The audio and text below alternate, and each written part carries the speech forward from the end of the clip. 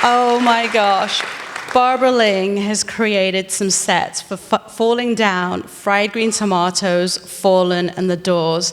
She received her first Oscar nomination this week, working to create those amazing sets on Once Upon a Time in Hollywood and transform Hollywood for Quentin Tarantino. It is my absolute pleasure to bring out Barbara Ling.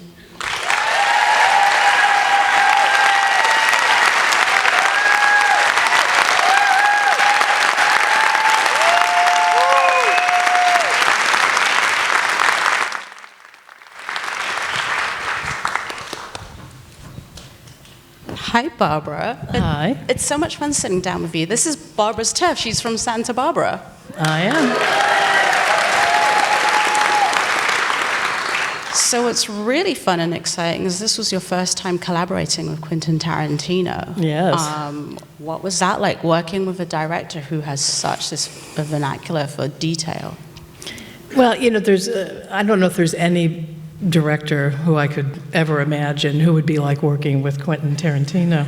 You know, his in love of directing, and I mean everything from tiny little piece of something on the floor to whatever the crane's going to be. I mean, every single element of the movie he's like a kid in a candy store. So, and his infectiousness of excitement from every morning arriving to a set to see something new or to how he wants to do something, it's, you can't quite believe what he's like. It's unique, a very unique experience.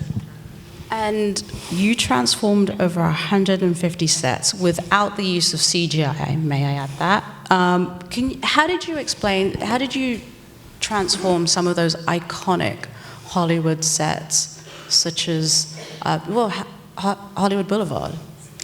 Well, you know, we're very lucky that the city even gave us the permits to be able to, because the dream was to do half of Hollywood Boulevard. And that dream had to pare down slightly when we finally got locations into the city, and he took Quentin with him, because the ace in the hole was to have Quentin discuss his passion to bring back.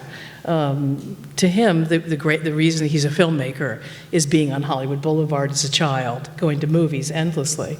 And when they said yes, they said you can do it in sections, because they were worried that already it's a mob of tourists year-round, which actually surprised me, how much tourism is on that street. And they said you can't stop the tourists.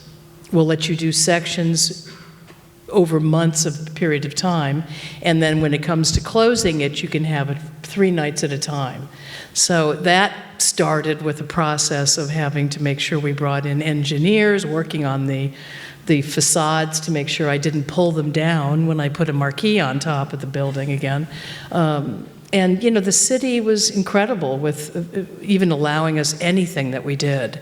And it was a long, very arduous process and careful, and we always worked with, you know, tourism there, so they were kind of excited watching the transformation. And then, you know, the night of it, the first night of shooting, you know, again, we couldn't stop the tourists. We put them behind barriers, and Quentin was very generous and said, please, you know, when I'm working and say, you know, action, everybody be quiet. And they were, until people started twittering and Instagramming, and it went from 300 people to about 10,000 the first night that just surrounded, you know, and then the next night was, you know, 50,000. But they still stayed back, and he would say, okay, I'm shooting, and everyone got quiet.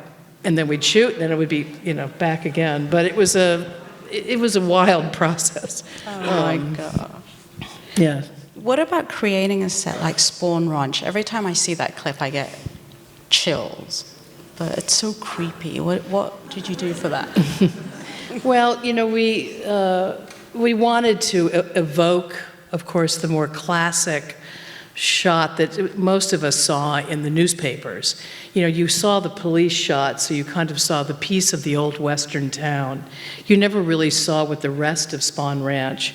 So in research and in reading books about all of the background to what that was, we found an area in the same geographical terrain up in Santa Susana Pass, because you wanted that rocky kind of half desert, half not terrain. And then we found a park that was willing to allow us to start to put that back. And then we had our, some of our own ideas of Quentin very much wanted George's house to be this little house on a hill so that he saw down to, and started just slowly developing it.